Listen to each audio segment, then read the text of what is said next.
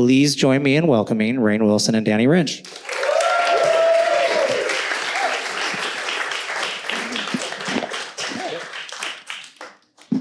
They're small. They're Hi, short. Daniel. Hi, everybody. Nice to see you all. This is great. Whoever designed this room was like, hey, you know those tiles I love so much in my bathroom?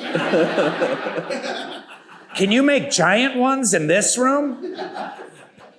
Yeah, they did, and they did. I know several of you have not been able to read Dark Squares yet. Many of you have. I got to interview Danny on my podcast, Soul Boom, about his story. It's really one of the most profoundly moving books I've ever read. I thought it was just riveting, devastating, fascinating. I'd never experienced anything like it before, and I'm just so thrilled to sit here with you. But before we get started on that, what do you think is your chess superpower? Like of all of is it openings? Is it like rook end games? Is it like pawn structure? What is if you had like a really good set of chess skills, what would your best chess skills be? It's probably the third one you listed. I've been a very positional player, pawn structure, and sort of seeing kind of the abstract nature of the position versus the concrete. In fact, most of the games I lost are because I thought I had some sort of brilliant abstract idea, but missed something very specific as far as big games. And my training also suggests that. I had a lot of Russian training. You read about that in the book. Igor. Yeah. A lot of the Soviet chess school really pushes the essence of the position, meaning what is the pawn structure? What is the forest through the trees? What is the big picture situation telling you? And so I definitely learned the game from a very positional nature more than concrete. And so I would say that my biggest strength is to see the big picture. My biggest weakness is to miss details. I didn't know I was going to get that question, but no, you did put myself not. on the spot there. That's how this works. Yeah. How did you discover chess? So I discovered chess from a movie called Searching for Bobby Fischer. A great movie, amazing movie. I rewatched it after I read your book. Yeah, and it's just as good as you remember, right? No, it doesn't hold up. Okay. I'm so sorry. Not as good as the You're remembering it. It's kind of like the Goonies. Yeah. It's something you remember fondly, and then you watch it again, and you're like, what a piece of garbage. That's okay. There are some lovely scenes, and there's some beautiful performances in it, no doubt. Yeah. Who's the kid in it? The kid, Max Pomeranc. Yeah. And you're close to this kid. I am close to that kid. Yeah. In fact, he's here tonight. What? The actor right there. He's right there. Everyone look in the corner. Oh my there you go. God. I just embarrassed myself so much. No, in a super wild like twist of fate, one of the crazy stories of my life and of Max's life is that Max was the actor who played the kid in the movie Searching for Bobby Fischer. And that movie got me into chess. If not for that movie, I wouldn't have been inspired to play the game. And 20 years later, Max, who's had an amazing career in all kinds of ways, he was the chief of staff for Anthony Weiner. I just have to tell people that because he's had a wild story. And did a lot of other things in PR. He actually joined chess.com to work with us on all kinds of stuff. And now Max and I are very good friends. So how does that work? That the actor who got me into chess now works for chess.com, and we're here. And just got dissed by Rainn Wilson. And just got dissed by Rainn Wilson, like full circle moment. Wow, that hurts. So we'll get into your life circumstances a little bit, which are beyond fascinating. But you see a movie, and you're like, wow, that's cool. What happens next? Yeah. Where does that journey take you? What does the next year of your life look like? The quickest version that's not so quick would be that the reason that movie got me into chess for whatever reason. It was magical, it was fascinating. I thought chess was easier than maybe it was, all the things that it tricked me into believing. But because I was being raised in a cult, a spiritual group in northern Arizona, the northern Arizona mountains, there wasn't a lot else to do that summer. And in that summer in particular, there was a lot going on with the collective because there were bodyguards. I never told the story in my book, by the way. I haven't told you this story. No, you texted me that there was something about bodyguards, and I was going to ask you, but you just stole One of the my next craziest things question. that I remember about that experience, I remember literally like sitting down in the room watching this movie, and there were bodyguards running outside the window because we happened to live very close to the leaders of the collective. So the leaders had bodyguards. Yeah, they had bodyguards. Now, did they hire them like John Wick, or were they from the cult No, itself? they hired them. They were For real? They were like John Like from a Wick security Yeah, they were service? from a security service because one of the wild things about that summer was that the group that I was in had come under attack by a lot of different local people who were saying that we were a cult. And twist ending, we were a cult, but we weren't that type of cult in terms of what was happening. And I really mean that because as a kid, it was one of the most terrifying experiences of our life. There were people running us off the road in trucks and yelling at us. They were bringing guns to the school ground, and the group was under attack, which did a lot of damage to the kids as far as being afraid of the world and kind of reinforced, unfortunately, a lot of the things we would later be sort of indoctrinated with in terms of being convinced that we weren't a cult. Having seen movies about Waco and Jonestown at a very young age, I was sort of given this perspective that, oh, we're not a cult. Like, obviously, there's nothing like that going on. And so we were sort of emboldened together under this idea that we were being attacked and accused of being a cult, convinced that we weren't a cult, which really helped, I think, keep everybody on the mission probably for longer than they should have been in hindsight. But for me, back to the story based on Rainn's question, was that I ended up in a really weird, in hindsight, like lightning in a bottle moment where this movie had inspired me during a summer where all of the kids were literally on lockdown. We weren't allowed to go anywhere really. And chess is an inside board game. So probably whatever they say about, luck and opportunity or weird things or trauma that happens, like if not for that unique summer of 1995, probably I don't become obsessed with the game of chess for all of those reasons. Wow, that's amazing. And you did, along with your little cult friends, playing chess. There was a number of you, right? Yeah. Right. So, and then how does that move to something that becomes kind of an official position of the leader of the collective who decides to kind of make this a thing? Yeah. Myself and my stepbrother Dallas, who I didn't even really know was my stepbrother, part of the collective dynamic, there's a lot of things about this dynamic, but my parents were divorced when I was a teeny baby. And I didn't even know my father, who was one of the leaders of the collective, was my father until I was 7 or 8 years old, which is wild in its own right and has a story we can get into. But the woman he married, that her older son also got really into chess with me. So we ended up having a summer where Dallas and I were the original sort of founding members of this school, and a bunch of the kids got really into chess. Part of it was because once they saw that Dallas and I got to travel and play chess and we got to get out of the village, it was like, well, I want to be into this chess thing, right? And so we ended up with a group of kids who all got really, really good, really, really fast because we all had this motivation to do something outside of the cult.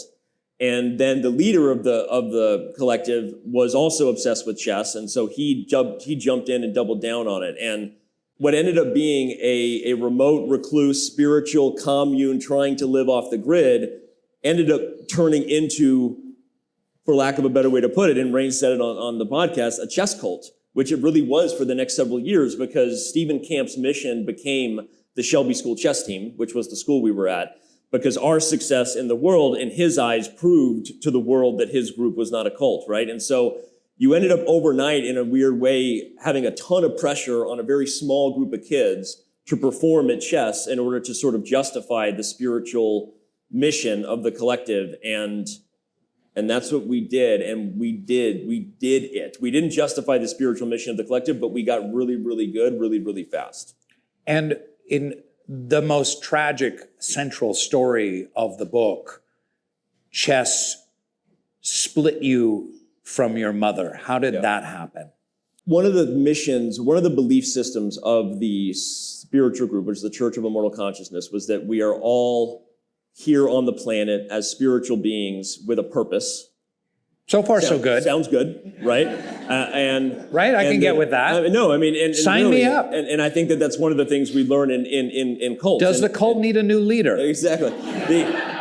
One of the things you learn in cults, or at least I've learned with time and perspective and kind of just learning about what I went through, is you see interesting through lines where at times there may have been good messages and it was the messenger, or there may have been things that are said that you can get behind, and it's how those things were then weaponized within a group that has hierarchy and has high control, high demand lifestyle on the people in it. And so, I mean, I literally, as Rainn already spoiled for you, and I'll get to, had that weaponized against me and my mom. And so one of the things that starts out very, very benign and if anything empowering is that we are all spiritual beings having a physical experience, not physical beings trying to find out that we have a soul, and your soul is here for a purpose, and your purpose is blank. And the next part of that is where it becomes a little dangerous, because someone's purpose could be not just sort of anything from chess to maybe a job. My mom's purpose was to clean the houses of the collective, but it could also be something that was given and taken away based on sort of the perspective of the leadership, right?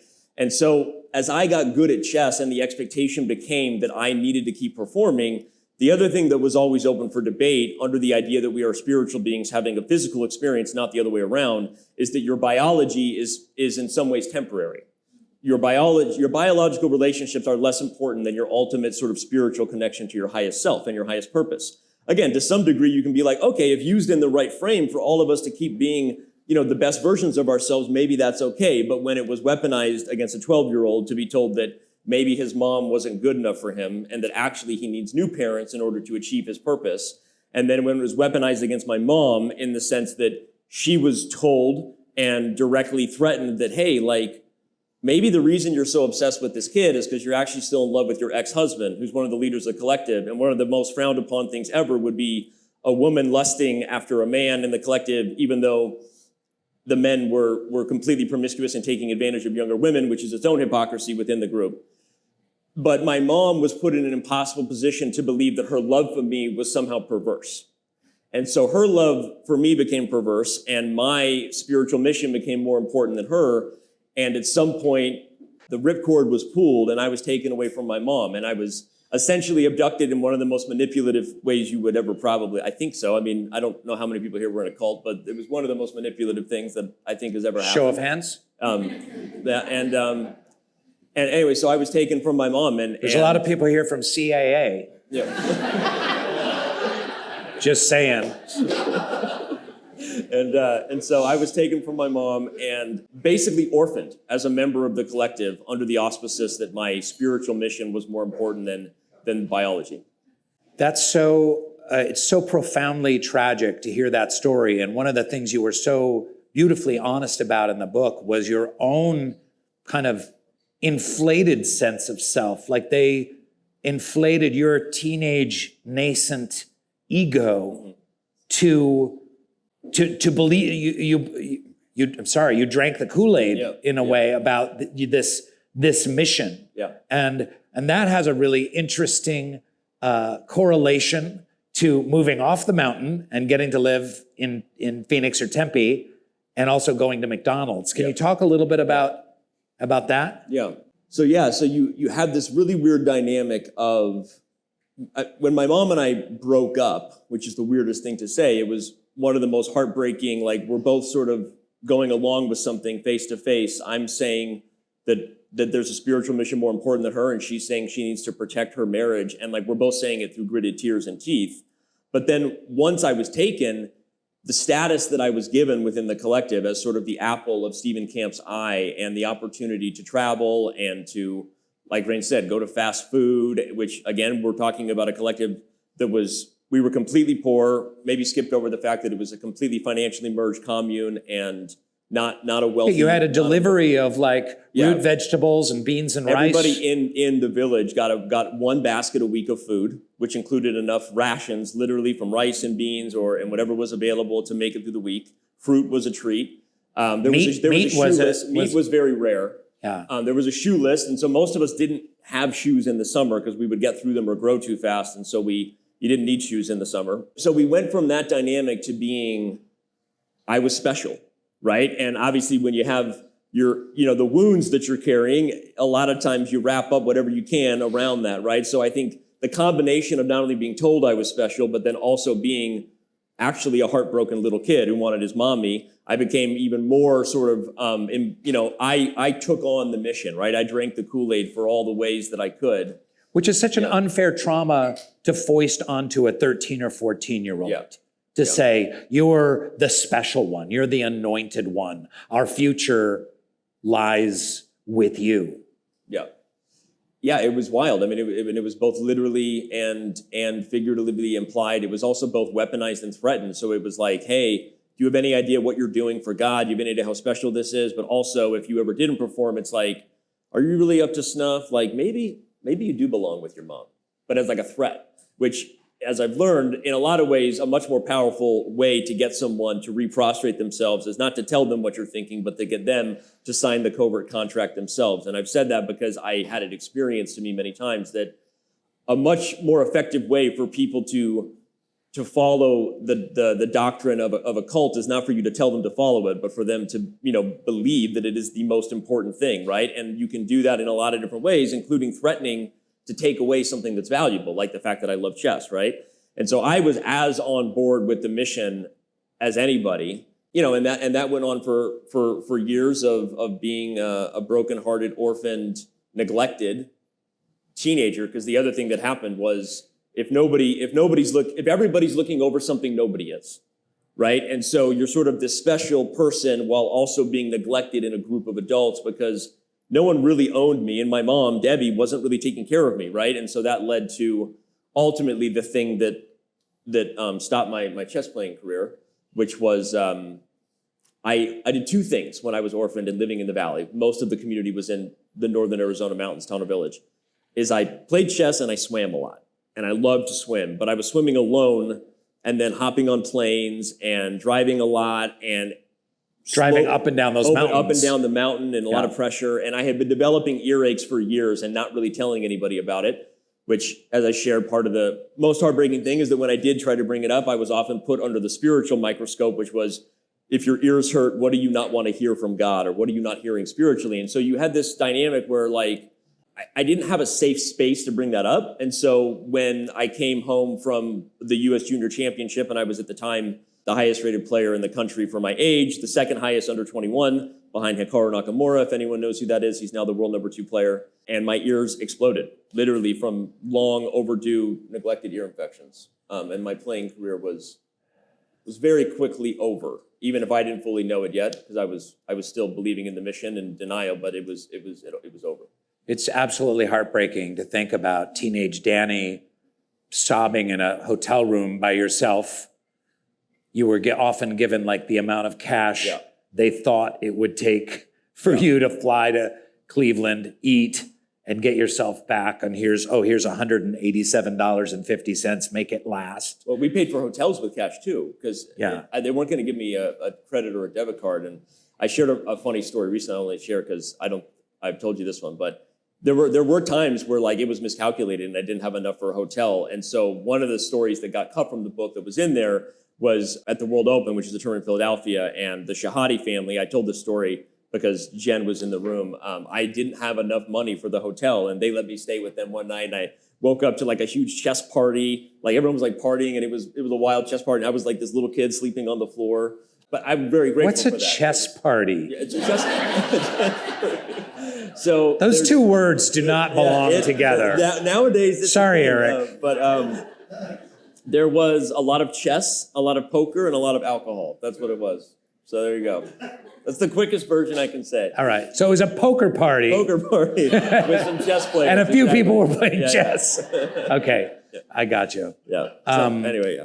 Yeah, but just heartbreaking thinking of you in that situation. I want to sidestep a little bit because so many fascinating chapters of the book are about your chess training. Yeah. You had a number of tutors that were brought in and some of the most outrageous chess characters you could possibly invent. Can you tell us about the years of training? It's hard to write these characters. You can, so thank God you don't have to because they're not fictional. But Igor Ivanov is a well-known, if anyone is in the chess world knows that he has an infamous reputation for being able to beat you blind drunk on the ground, literally, but also for being one of the most talented players in his generation.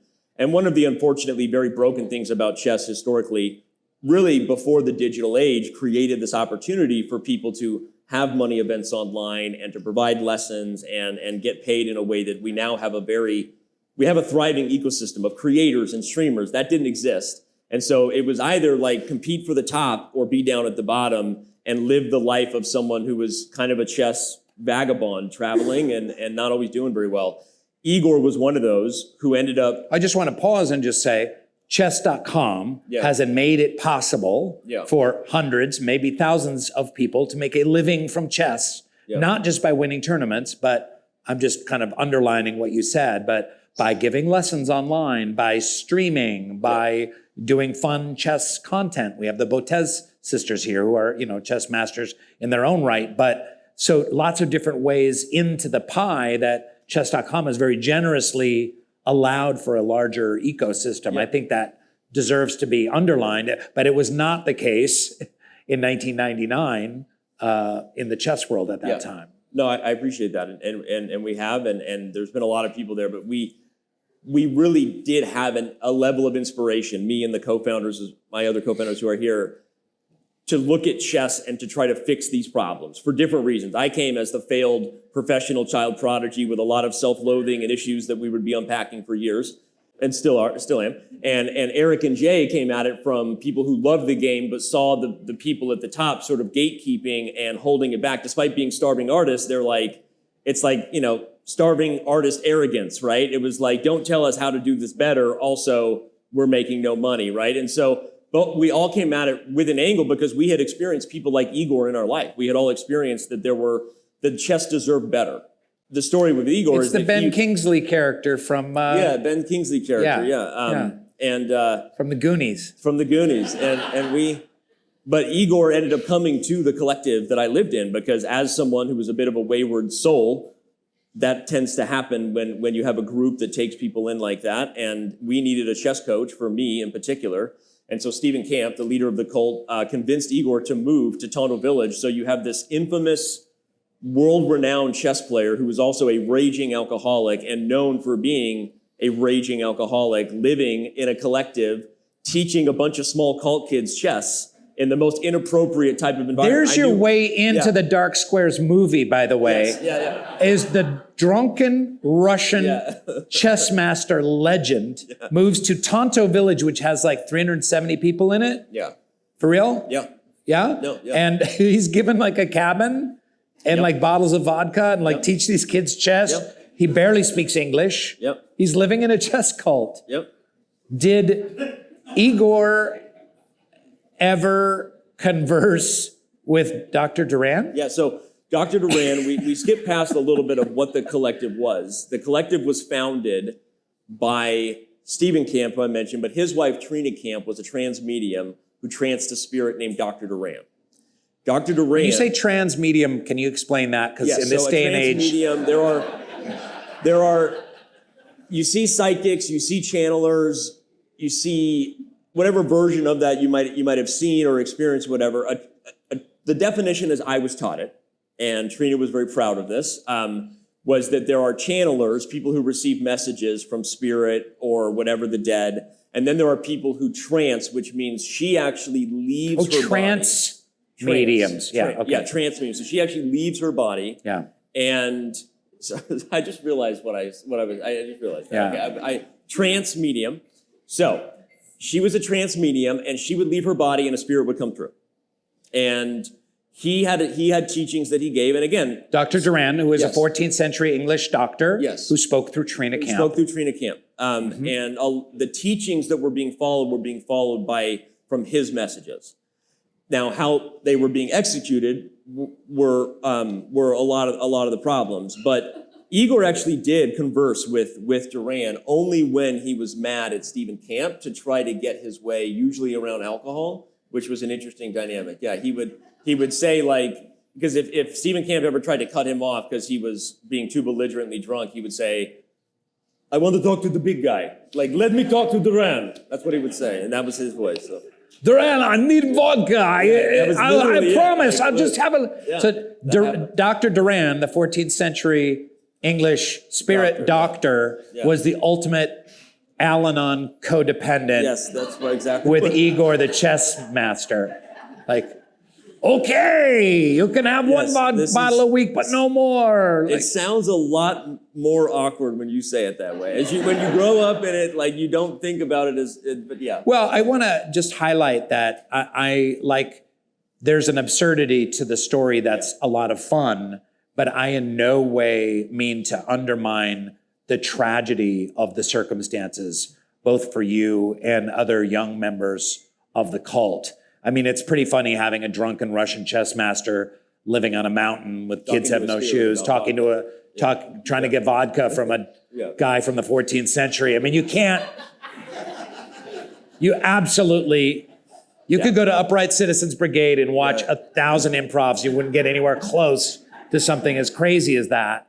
But at the same time, it's so tragic. So I feel like I want to just segue a little bit to what have you been learning since writing the book from other members of the cult about the reality of the darkness and the strange power and sexual dynamics of this organization?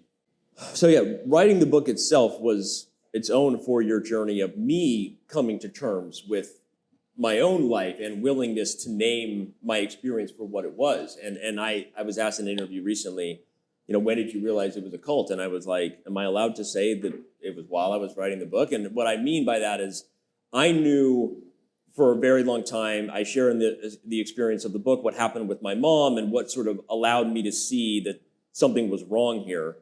And that having the game of chess that allowed me to travel and be exposed to different ways of thinking, different people, different cultures, I think slowly planted the seeds of perspective. At the same time, I was still in it. And I described my experience as I was living kind of in the eye of the hurricane rather than getting out. But all of that said, when I started writing the book, just putting it on paper and seeing it back and going through the process of whether I was really ready to say this and name. You even hear me did. I mean, I go in and out of calling it a collective, a group, a cult, because I didn't grow up calling it a cult. Like when you're in it, you don't feel that way, right? And so coming to terms with your own experience is really hard. But to answer your question about everyone else's experience, it's been a very wild. I had 4 years to do that. Everyone else has been processing my book for the last couple months, and it has been all over the map. It has been wild for people who feel just incredibly grateful that we now have a framework, that we as a collective being have something out there that says what this was, names it for the fact that it wasn't okay, and that there was a lot of bad things. And then there's also a lot of people, as I share with you on the podcast, who would say that, my book is just the beginning of a conversation, right? Yeah. Because there's a lot more that went down. My father himself divorced my mother and married a 19-year-old girl when he was 38. And who was the girl that he married? She was the oldest daughter of the leaders of the collective.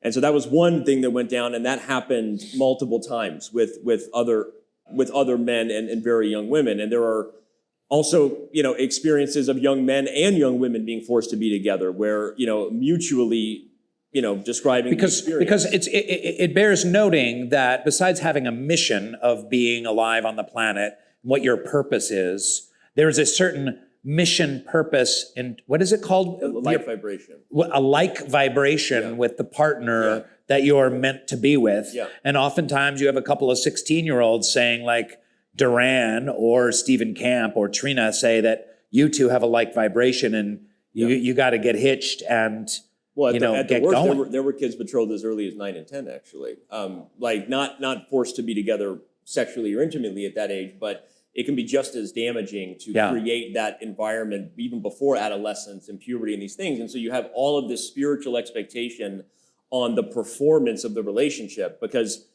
backing up for a second, just like the messages of we are all here as spiritual beings with a purpose can be very empowering and true if you believe and feel that. The message of like vibration is fundamentally that we all have a soulmate, someone who together in that relationship with compromise and truth and real intimacy, you get closer to the experience of God. Because the idea is that the first experience of coming together with your highest self is the process of sort of losing yourself in the service and the connection of others. And being with a relationship particularly can make a lot of sense as a tool for that. The problem is that when that language and that sort of framework is justified as not a tool to work on your relationship, but as a tool to leave the woman you're with to marry a much younger woman because you've come to the realization that she isn't your like vibration, the 19-year-old is, you can see very quickly how that idea becomes something much more dangerous. You had a lot of men in their 30s and 40s saying, you know, I don't think my wife I've been with for 20 years is my like vibration anymore. I think that 17-year-old girl is actually my like vibration. And you had the cult backing that up and co-signing it. It's absolutely disgusting and tragic. It's heartbreaking.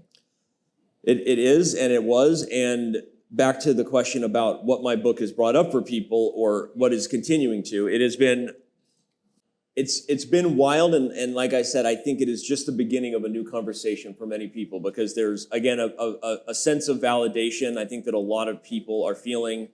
I also don't have relationships with everyone I grew up with because in many ways, as the collective fell apart and imploded, it was like a grenade went off and everybody went everywhere, right? And so there are so many fractured relationships, so many people with different perspectives that are working it out, and no one has ever talked about this until now, right? So this is the first real sort of written expression of what it was. And so there's been a lot of support, I'll say that, and that feels really good. There's a lot of people who say that they feel like maybe they now have a clearer idea of how they want to talk about their story and what they want to do. I have a lot of very close friends, young men and women who are, maybe preparing to do that in their own way. And yeah, it's in some ways maybe just the beginning of some of the other things that went down. That's great. And it's so brave of you to start that really important conversation for the hundreds or thousands of people that went through that organization over the years. The great kind of tugging on the thread that's going to unravel the sweater of what the collective was. Let's switch gears a little bit. There's a lot of folks here from chess.com, and another wonderful layer in your story is you were obsessed with not only chess, but like, hey, how can we use the internet to play chess better? Yeah. I'm sure there's a way to match up this gradually in the late 90s, early 2000s, this force of the internet. There's got to be a better way to make chess with this thing. And that became your other obsession. And can you talk us through that journey, how that led you to kind of getting on board with the chess.com movement? So it lines well with the timeline where we left off, that I'm a teenager whose ears have exploded, and I'm coming to the realization that that my spiritual mission is not going to work out, which had a lot of its own self-worth issues there. But at that time, because one of the things that also happens in the collective is we were all pushed to marry young. I have married my wife. I'm 17, she's 19. When we got together, we married at 19 and 21, and we have our first kid. And I have the pressure of supporting a young family while also now having kind of life turned upside down. And in hindsight, this universal shift or road put me in a position where I was bedridden for 2 years, in and out of literally being under the knife because of the ear surgeries and on painkillers. And this was right around the time when the internet as we know it was really coming to be, which is, again, the internet had been around, but this is 2004, 2005, 2006. This is like MySpace, Facebook, YouTube, the beginning of the future of the internet. And I was in a spot that I would learn serendipitously aligned with my co-founders as far as them both coming into the ownership of the domain chess.com and also building on the very earliest versions of it.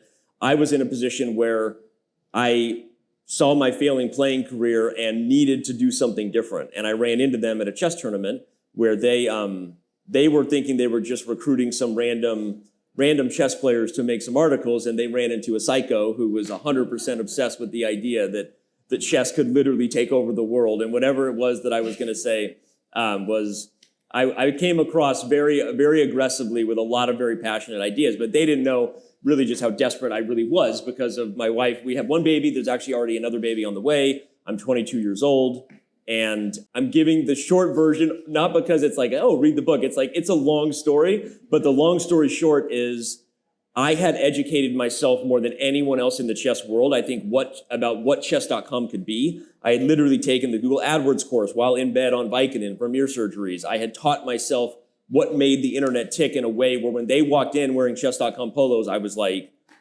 these guys are the golden ticket. And I pretty much attached myself to them, and I've never let go ever since. So, and Eric and Jay. So, and they're the better for it. I hope no, so. it's true. It's true. So I held on hard. Yeah. That's what she Here said. we are.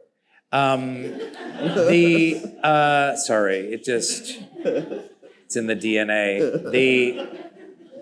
Chess.com has been a phenomenal success. Maybe you can talk a little bit for folks who don't know about its growth, especially over the last, 6, 8, 10 years. And then I want to get to the cheating scandals. Yeah. Because you frame the book around the cheating scandals of chess.com. And these were front page New York Times headlines for a long time.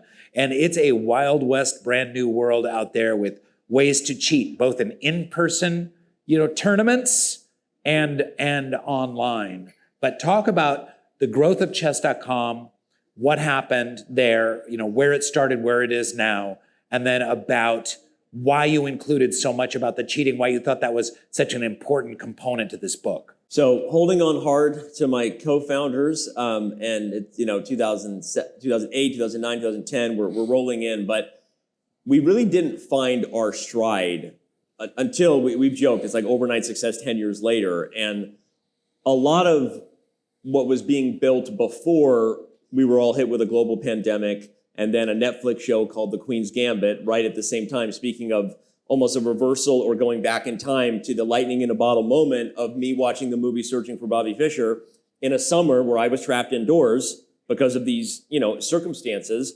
We had a lot of people trapped indoors during a global pandemic while Netflix launched a show, and they should have bought chess.com before they did that. And we ended up seeing a lot of human beings come inside to play chess.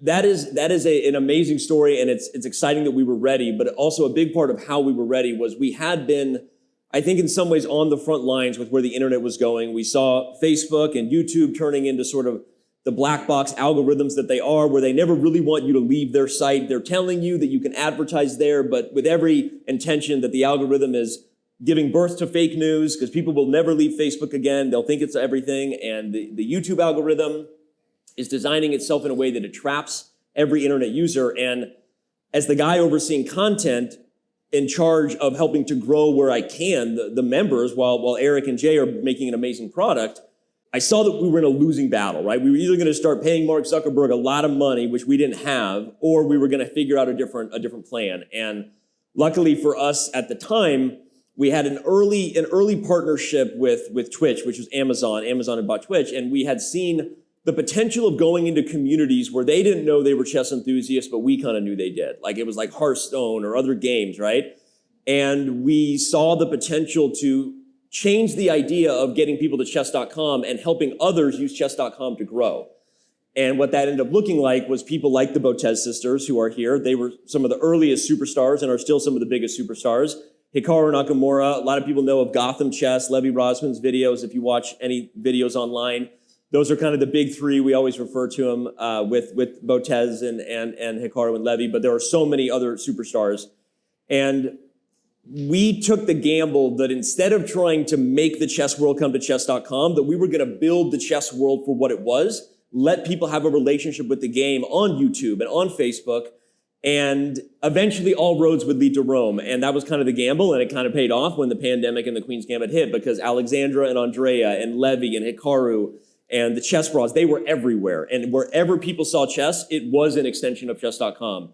It was kind of like ESPN. Kind of got lucky. It was kind of like ESPN in a way too, because then they all come back to chess.com and host events and do live emceeing and bring some of their activities there. Well, and then they helped us because they became bigger stars in the content world than maybe the chess world ever expected it could happen. They started transcending the chess audience and pushing into other worlds. And so we saw that opportunity to do events for non-chess audience or players. Not that Rainn isn't a good chess, Rainn's a good chess player, he's very good. But we started doing events for people who weren't traditional chess players.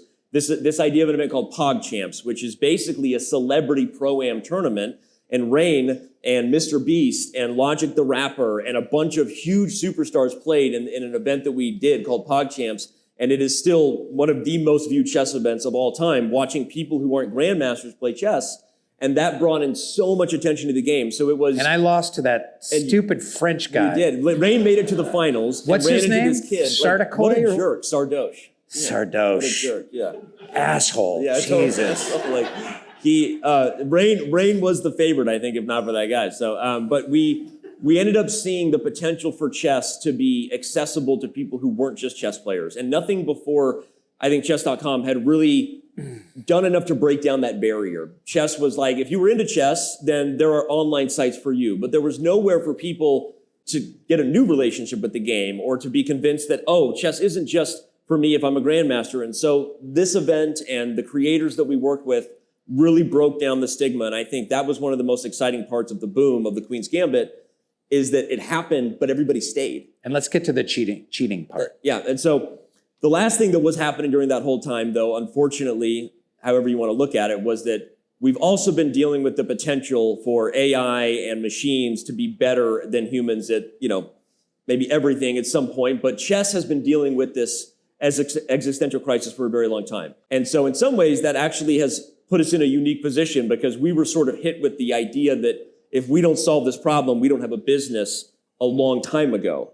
And maybe that's something that a lot of people are starting to go through right now, but we were dealing with a crisis, and that the very product we had built was no longer good if everyone was just using computers and cheating. And so we invested very heavily in data-driven approaches, ways to look at the sort of the crime scene of a game and decide what the DNA of the human was. Is this probable? Is this a machine? And we have been able to sort of tease out what that looks like.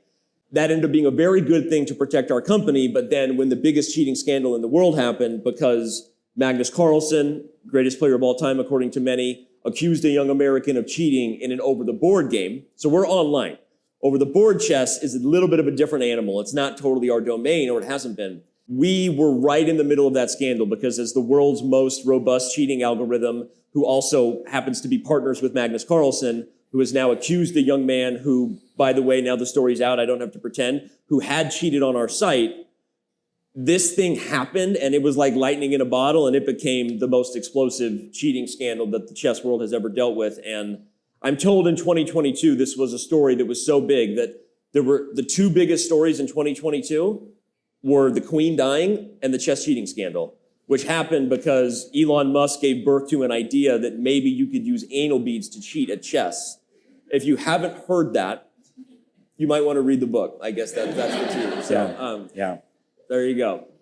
I mean, I use anal beads all the time, but never... You never thought of it. I never... Yeah. There's so many possibilities. So many possibilities. There's Bluetooth. There's all wide kinds open. of things you can By the do. way, who brought an 8-year-old here? Like this... This is like... It's like doing stand-up comedy. And Yeah, you keep it's... looking at the kid in the front row. I can't look away from him. Like doing stand-up on a cruise ship. Yeah. This is terrible. This is absolutely terrible. I think we can open it up for a couple of questions. Stand on up. Actually, before you stand up, there is some people I want to really acknowledge. And could everyone here who is in the RW Invitational Fantasy Football League, please stand. Please stand up. Okay. Please stand up. All right. Yes. And hey. Back. What's up? Hey, PT's here. Okay, great. Fantasy football. I'm in last place, by the way, if you're wondering. For someone with your chess acumen, you suck at fantasy football so bad. I don't know. What is going on? I was talking to Chris. So Chris runs a fantasy football podcast. Shout out to Chris. And I was doing the thing that chess players do to me, where I was like, doesn't make any sense. It's like all luck. Like you're not, and he's like, have you put any thought into what you're doing? Like, have you even thought about this like in August before the season starts? And I was like, no, actually. So it makes sense that I suck. Well, maybe you need a fantasy football coach. Yeah, private lessons. There we go. Sorry, please stand on up if you wouldn't mind. Thank you. I have to ask this weird question that I would always ask. At what point in your life, after everything you've gone through the cult and through exposure to the outside world, at what point did you actually feel genuinely cared for? Cared for? Yeah. Oh, wow. It's an obvious answer. It was when I was with my wife, who's in the front row here. It's a sad answer as well, because one of the things that when you get together very young, when you are not only bringing with you a massive amount of trauma, but your frontal lobe still hasn't even developed because you're 17, that in many ways we've spent years unpacking the parts of our life, our marriage, and who we are have been intertwined in all the healthy ways and all the ways that you have to kind of unhealthy way come to realize that, hey, we brought a lot of baggage into this relationship, right? But my wife is an oldest daughter, and I think for better or worse, in some ways early on, she immediately saw in our marriage that, that I needed someone to kind of think a little bit more about how I was doing emotionally. And probably the way that manifested the most was her being hard on me and not giving me the out when she asked me very simply, how's your relationship with your mom? And I would say, I love my biological mother, but I never want to speak to her again. And she would say, like, that's fucked up. Like, that's not okay, right? And that's not okay with me anymore now that we have a baby. And so I think the number one way I was cared for was probably I was no longer allowed to dismiss this very deep heartache that I had, having been abducted and taken away from my mom. And if not for my wife, I never would have healed my relationship with my mother, which ended up being very important because... Maybe say a little bit about that, because we didn't get to that beautiful resolution that you got to have with your mom. So I didn't get to speak to my mom for 10 years. And there was a lot of pain, a lot of weird shit going down in the manipulation of the cult. And ultimately, because my wife was no longer able to deal with this brokenhearted, damaged person whose wounds were coming out sideways with drinking and opioids and things, I was not doing very well at all. And I write about this in the book, and she pushed me to heal, and ultimately we did. And my mom, as the person who is, shown the example of what it really is to walk up to a battlefield and drop everything and drop your swords and drop your armor, she took responsibility for my pain in a way that no one really ever, it's hard to even explain when someone it's not even her fault. She accepted that none of the things I had gone through would have happened, from my ears to my alcohol abuse and there was physical abuse and the things I went through, if she had kept me.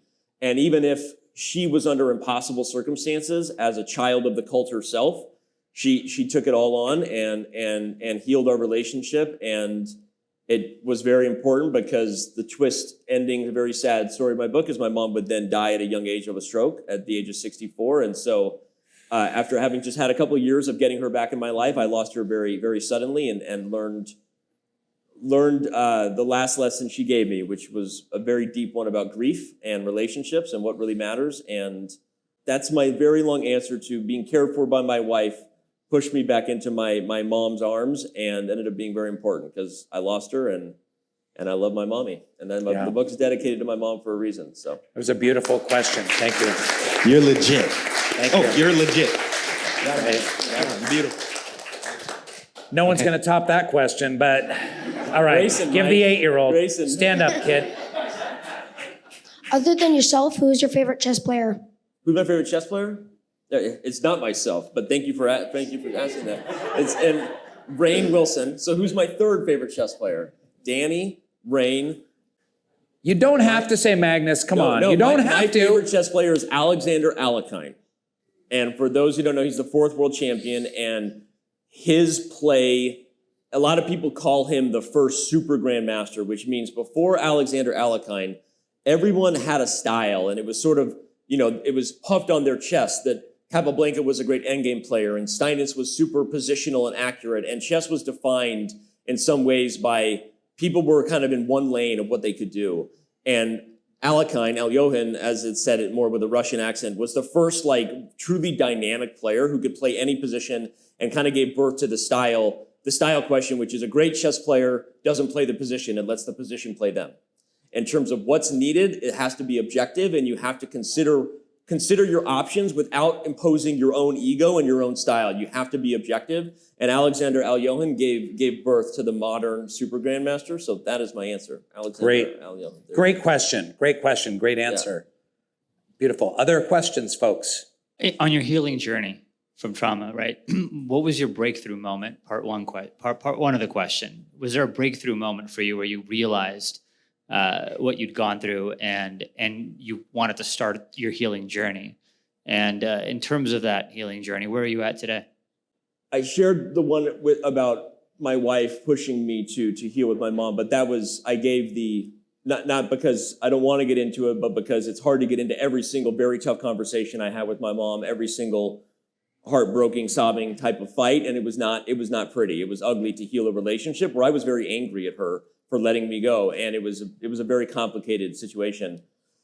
But I think the thing that really actually woke me up was actually after the birth of our second baby, when our marriage was on the rocks. I hadn't really healed with my mother yet, although I am being pushed to do so. In many ways, as a damaged kid who had grown to want the kudos and the adoration of the leaders of the cult, I was still in some ways willing to sacrifice my own wife and kids in order to have their approval. And that's a very sticky dynamic in a cult because they don't really want to fully call that out, because if they do, you might leave. They don't want you to leave, right? They want you to sign the covert contract. They don't want to call you out. Does that make sense? Yeah. At the same time, my marriage is falling apart. I'm abusing alcohol, and I'm a shell of a human being, and I'm starting to deal with my mom and in a way that's bringing up a lot of shit. And there was a very specific conversation where I was told by my stepmother, who is the 19-year-old my father married, a comment that woke me up very clearly when, during one of these fights, she made a very casual comment that maybe Warner, who was my second baby, was not actually my spiritual kid. And what that meant in the collective was something very deep, because we all believe that your soul is more important than your biology. And in that moment, whether at the time I thought I was a worse man than my father, it didn't matter. I realized that I was not my father, and that I was not going to sacrifice my marriage and my kids in order to get their approval. And that was the thing that I needed to be pushed over the edge, because it finally made me go, wait, if I keep playing this game and keep trying to make them happy, I'm not going to do what my dad did to me. I actually do love my wife and my kids more than whatever their thought is that they own the path to God. And that moment actually really woke me up. And I write about that in the book in a very detailed way. But that is a conversation. And of course, now our kids are old enough that they will read the book and hear it, not to put pressure on them. I don't know how they're going to take that, but that was a conversation that changed my perspective on not only that they didn't actually own the keys to my relationship with God, that my experience of moving toward my higher self didn't belong to the approval of the leaders of the collective. And even more importantly, that I wasn't actually going to give up my wife and kids to get it, even if they did. And that was probably the breakthrough. Where am I at today? Work in progress. I mean, that's it. Always. That's it. Always. That's beautiful, though. And I'm really glad you had that moment with your mom where she put the armor down and was willing to do what it takes to heal. Thank you. You were lucky. Thank you. Thank you so much. You mentioned the cheating scandal, and that chess.com has developed tools to attempt to ferret out cheating on your platform. One of the challenges with AI is it obviously doesn't stop. It keeps getting smarter, and presumably one of the ways it might get smarter is to understand what your tools look at to figure out if it's in helping people cheat. How do you stay ahead of evolutions in technology to maintain the integrity of your platform against ever-improving ability to undermine the integrity of your platform? It's very hard. It is very, very hard. And we have a lot of folks way smarter than me who are working in that department. The cheat detection and data and research department at chess.com. It's not, because data and research is one thing. There's a lot of data, a lot of research, and we're teasing out really interesting things about how people play chess for educational benefits, to help them see the weaknesses in their game. There are all kinds of other things that this department does besides catch the bad actors, just to be clear. But catching the cheaters on the site is a big part of it. And the innovation that goes into that, and what we're investing in our own machine learning models to do the same thing, while also acknowledging that it is impossible sometimes to stay ahead of the murder weapon. You have to rely on how you can analyze it. I meant what I said, that there are a lot of smarter people than me who work on this. One of them is here tonight. His name is Dan. If he wants to out himself, I don't want to put pressure on him. Dan, stand up. Actually, yeah. So Dan will. Dan is going to be up here, so I'm glad I said it, because he's a very strong chess player himself, but he oversees our fair play department. And if you have a chance to catch up with him after we do the blindfold simul that he's going to help with, maybe he can give as many specifics as he wants, because a lot of what we do is under lock and key, but he will get to say whatever he wants to say about how we're doing it. So Wonderful. That's it. Okay. Okay. Yeah. Guys, thank you very much. This ends the interview portion of the evening.